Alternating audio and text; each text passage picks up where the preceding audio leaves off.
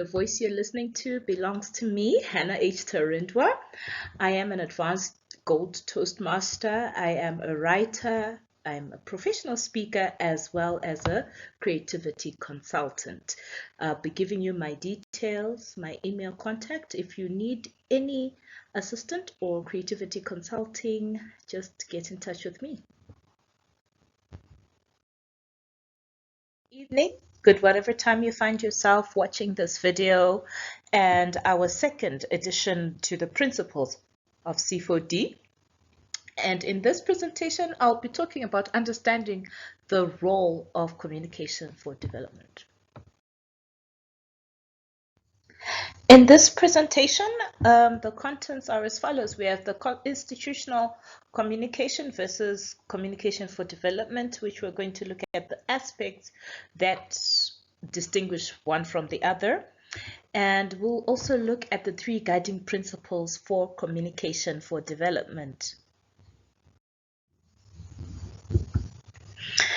So there are 2 major types of communications when we look at project management. So the first one is the institutional communication, which is the communication whereby it's the day-to-day operations of it. And then you've got communication for development, where now you've got a specific project and you need to communicate the things that are happening within that project. How they should happen, why they are happening, answering the 5 W's and an H, which might happen also in institutional communication, but it's very different, and this is what the presentation is going to talk about. So we'll start with the model. With institutions, within an institution, you have what is called the top-down or the vertical model of communication. And this one is horizontal. It goes from the top to the bottom, as the name implies, or top down. I know, yes, there's some places that will call it top bottom. So there you've got management makes the decisions, they know the goals, and they tell everybody, because it's an institution. You've got employees, right? So employer will tell employees, and that's it. That's how things happen. If there are questions, they might be facilitated, but they'll be facilitated from the top, right? Or accepted and listened to. Whereas with communication for development, there's a vertical sort of horizontal communication, right? Which means that it is from one side to the other side to the other. Everyone gets a chance to initiate conversation and to ask questions, to question what's happening. There may be experts, but experts also humble themselves as, to give an ear to the people who they're providing the service to. So that is the model. So for in an institution, it's vertical, which means from the top to the bottom, and then for communication for development, it's horizontal. Direction. Now I know we've sounded like in the last previous slide I did talk of direction, but this time we are talking of which direction. Is it one way or two-way? In this case, for institutional, it's usually one way. You get a memo to say there's a meeting, and then that's it. So in an institution, or that things are going to start on Monday. Whereas with communication for development, the communication often is two-way or multi-directional. So for example, someone will say, is it okay to have a meeting on Monday because we need to do this? And people say, no, Monday is a sacred day for us, for example. Or there's room for negotiation. And if it's multi-directional, it can come from any order. So people can even suggest the meeting on a Monday, and people then negotiate. And they feel like the stories that are shared are equal. There is room for everyone to voice their concerns, or their worries. Whereas with institutional, most of the time, you find that people of a lower level cannot speak out. So the top will issue instructions or give guidance and say this is the way things are, and people will take it, which is not what C4D does. Then we've got the approach. How do you carry out C4D? Now, the approach in institution is about the product. The product matters first. So you've got your corporate reputation, you've got your customer, right? And in that, there are media activities. There's something to show. There's an end goal, and these things of like branding or whatever product or service that is given, that is what is important, the product policy. And when you're producing these things, how are they affected by the external environment, so on and so forth. Whereas with C4D, you've got, basically, remember, C4D is part of the project cycle. So you've got the first parts where you inquire, you ask questions. There's a lot of questions that are asked, and then there's a design that's done based on the people who are going to get it. Whereas with institutions, they can actually almost assume what's best for people, right? Whereas with C4D, they have to then design and then create and test the process, and then after that, you mobilize people to say, okay, you suggested that we do things this way, let's see how it goes. And then as people take the project, the product, whatever it may be, there is an evaluation and evolution that must happen. So it's basically sort of in three parts: the theory part, where people are thinking, the participation, where people are doing, and then the capacity, where people then carry it over and own it, where there's ownership. Next is the contents of communication. So with the institutional communication, the information is mostly intellectual messages, high-end information, cognitive, things that people can recognize intellectually. Whereas with C4D, there is a lot of times emotions involved. There are sensory messages. People can write, people can draw. You can use apps. There's specific words that trigger. Facial expressions matter, gestures, all the noises and speeches, all that. There's what we call 360 sort of communication contents are like that. They can come in drawings and pictures or videos or music. So with that, the content, the packaging of the content with C4D is varied, whereas in institutional, because it's intellectual message, it's got specific language that should be put on in a specific manner, and certain keywords that must be used. And this ties with the main focus. So the main focus of institutional communication is the brand. You want the brand to be held intact. So if you've got, I will say Hannah brand, right? My logo, my marketing strategy, my value, all those things, they have to be intact. It's about the institution.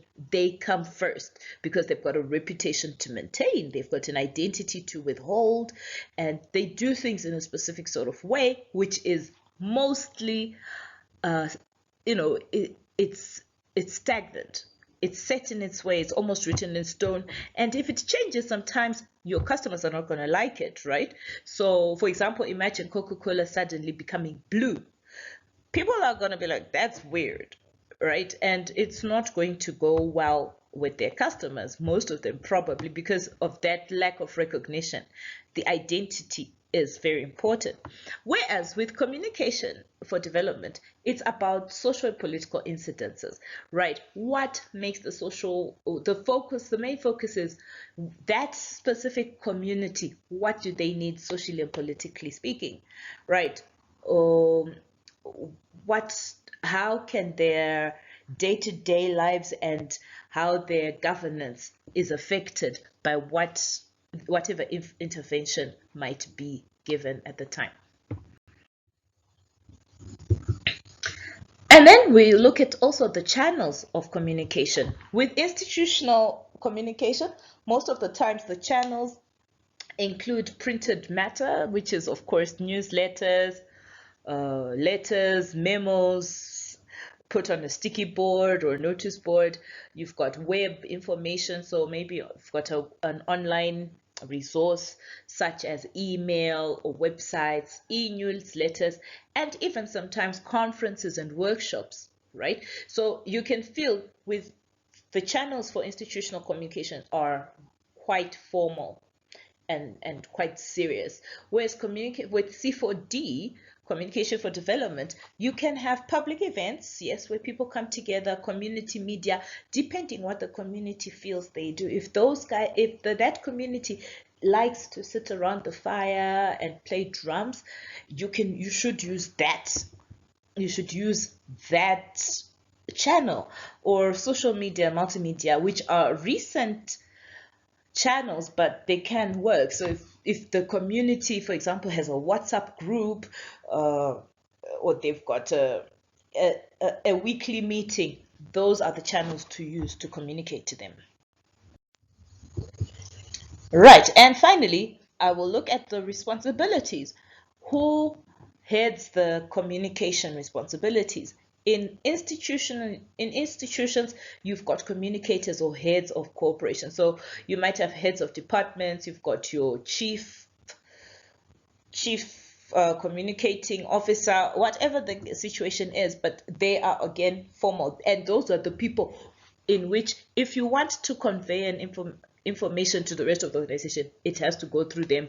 They have to edit the information, or at least monitor what the information is about and how you want to convey it. They might even change a few words and say, no, this is not professional, or it's not the language that we use in this area, so change it to this and that. Whereas with communication for development, the task is shared between experts and communicators. So it's sort of a community of communicators. So with C4D, you don't necessarily have to be an expert communicator.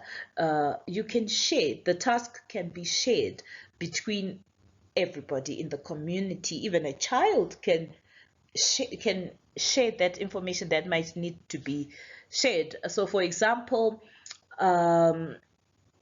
I remember there was an advert in Zimbabwe some time ago about gender-based violence. Actually, it was home-based violence.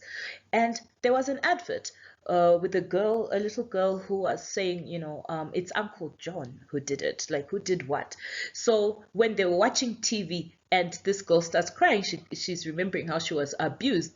And it was a child who actually said something, who conveyed that information strongly than had it been some advertising model who then talks about, no, home-based violence is bad, blah, blah, blah. So that is very, very important. The responsibility of communication is on the shoulders of everyone in C4D.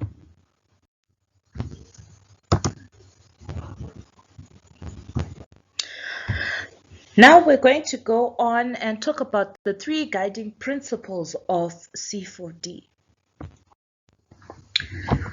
So the first guiding principle is that C4D is based on dialogue. And when you hear the word dialogue, obviously it triggers that visual, the vision of 2 people talking. But of course, we spoke about the multiple dimensions of discussion. Right, so discussion, yes, dialogue or discussion is is the best word to define the concept of C4D. Specific groups of people are targeted definitively in a social or cultural environment so as to identify their concerns and needs and foster their participation. So you have specific groups of people. For an example, if, let's say you want to do a project on mothers, let's give an example of HIV/AIDS. So you might want to have a discussion on the transmission, mother to child transmission. So you target women first, but the fathers are not exempted. You also need to let them in on what is happening. However, the message for these two groups is going to be a bit different. It's going to sound different, and so you need to also look at the social and cultural environment and see what their concerns and needs are as a specific group. Then you've got dialogue has proven to be conducive to changes in behavior. So people will change generally as a society, as a group, when there is dialogue, and attitudes can also be changed more than when there's one-way guidance and information, where someone comes in as an expert and tells them this is how things should be done, and then there's no dialogue. Right. People feel if project coordinators are not interested in our knowledge, why should we be interested in what they have to teach us?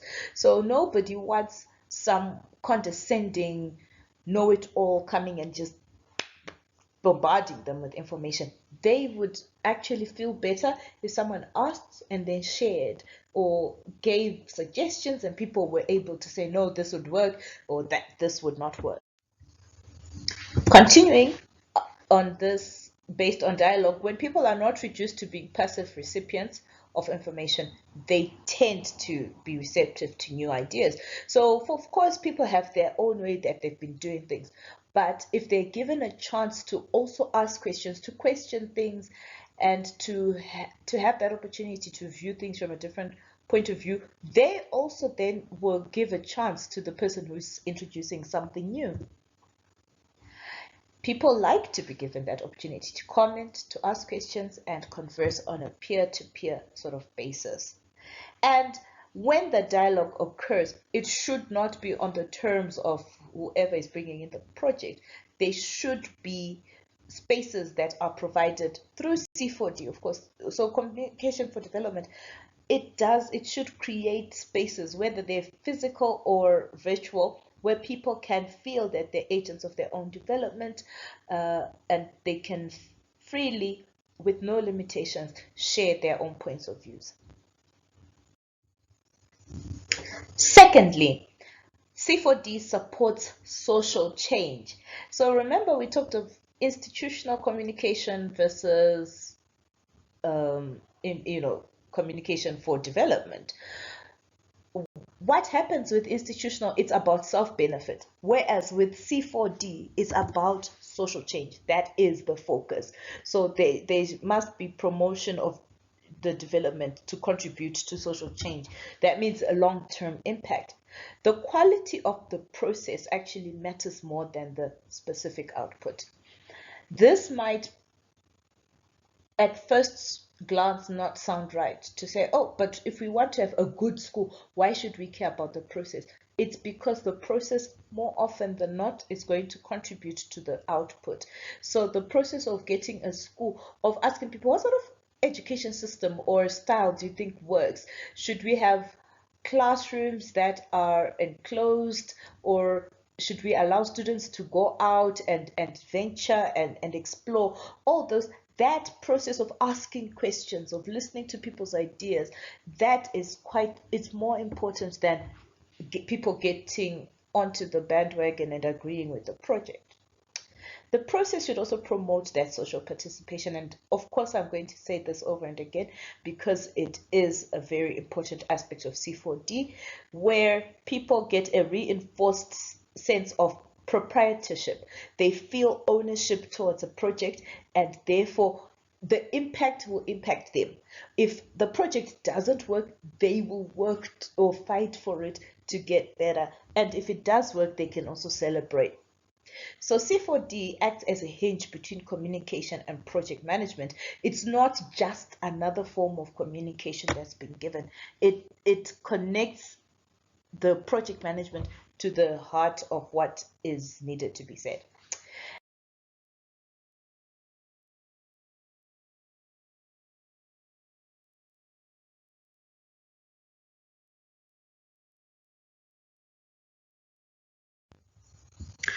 Furthermore, C4D leverages the social and political impact of a project. Therefore, that's why that close cooperation is required, and real division of trust between technical experts and communication specialists within the local context, right? So you've got your technical experts. So for example, you might have a technical expert on WhatsApp, but your communication specialists will tell you that people like to use a specific language, whether it's Swahili or Kwanyama, whatever the situation might be. The communication specialist now will look into it from the community and not from an outside eye. So the former categorizes the messages. So the technical person will categorize the message. These are the topics that we need for debate, while the latter then decides the tools for dissemination. They say, okay, yes, and space for dialogue. So you want to go into a community using online platforms will definitely not work. Talking in a city hall will not work. Why don't we try and use a road show or a drama? That one would be more effective. So they work together. There's a symbiotic relationship. It's not like just having technical experts and communications working alone in silos, but they must work together. Then the third and last aspect is that C4D is sensitive to local culture, and this is very, very important. C4D must be established within the confines of the local context, which means they use local resources, and this will ensure that the impact is maximized. So when you're talking of local methods, we are talking the channels, the traditions, the languages must be used. If it's children are allowed to talk or not, whether women should be able to, how women contribute, do men and women mix and match, all those small things that you, like a project coordinator, might ignore. It's important to be aware of them and be sensitive to the local culture if people are going to take in your message. So the method, or what is known as the how, is key to success. How do you say it? You know how people often say it's not what you say, but it's how you say it. In terms of C4D, we take that very seriously. Cultures of dialogue, whether people have to kneel when they talk, or there's ululating every now and then, whatever the case might be, how conveying of information. So I'm going to give again an example of the Shona culture. So for example, when people are getting married, you have people in one room, but you've got one specific person who conveys the message that someone who said in that same room says. So for the in-laws from the boys' side will say something. They'll say, we are here to marry this girl. And then there's a person in that room who will go now to the girl's side and say, the son-in-laws, they are here. They want to start the discussions for lobola and all that. That's how they communicate. It should not be looked down upon and say, but people in the same room, they can hear each other. Yes, but that's their culture. That's their method of conveying information, right? And so that is very important to take cognizance of. And then obviously political sensitivities, governance, it's so important to also look at the political sensitivities. What drives the people? What sort of governance do people have? And how do they feel about it? All these are contextual, and the context must be respected.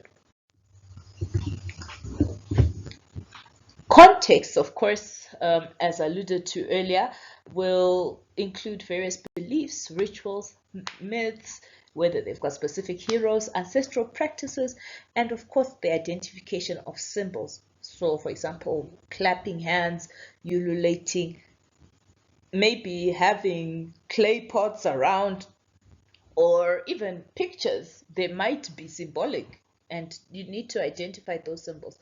And once you do that, then that can point to the entry points for C4D activities. Then you know where to begin. So reference to those beliefs, rituals, and local culture aspects shows respect for the local culture, and then it places the message in a context of shared values and positive emotions. When people feel that you care about their way of doing things, they probably are going to open up better. And with C4D C4D with the foundation of indigenous knowledge stimulates more interest and mirrors local sentiment. So when we talk of indigenous knowledge, we're saying you know the way of the land. So if you recognize it and you build your communication for development based on that, people will want to be part of whatever projects you might want to bring. And if it doesn't work, they'll probably tell you earlier to say, look, you want to do tomatoes here, but the sand, the soil here does not work. Why don't you try beans? It will actually save time in terms of implementing projects, and it works much better than some sophisticated campaigns which are developed by some public relations officer or distinguished specialist in some remote office where people don't even know. Right. So, in conclusion, it's important to understand C4D that to understand C4D, one must distinguish it from institutional communication, its models, its channels, everything that we spoke about earlier. And it's also important to then know those three guiding principles, because without those three, you probably will not carry out effective communication for development. So thank you very much for listening. Please don't be shy, like to go back. I will put in timestamps so that you're able to go to specific part where you don't understand. If you do have questions, please leave them in the comments below. Like and share with anyone. If you've got any contributions, I would really appreciate feedback from people who are in the field and academics who might need to add more to this presentation. So thank you very much for listening. All right. So that's it from me today. I look forward to seeing you next week. Please, if you like the video, subscribe to the channel and like it, share it with your friends. If you know anybody who's been wondering how do you communicate project activities without the monitoring and evaluation aspect. You see, with the communication, it's just talking. It's about discussing how do we get things, how are things happening. You know, a lot of times we find that in the chain of communication, there are some people who are left out, some people who are overly involved, and everybody's wondering what's happening. And so this will be very beneficial in understanding what the communication for development is, what it's for, how it should be used appropriately. And if you've got any more questions, or you've got concerns, or you would like to also do a presentation on this YouTube channel, feel free to contact me on maccafrica@gmail.com. This is where we share knowledge from Africa to the world. So if you're African and you want to share, please get in touch with me, Hannah H. Tarindwa, from my mind to yours. Have a great day.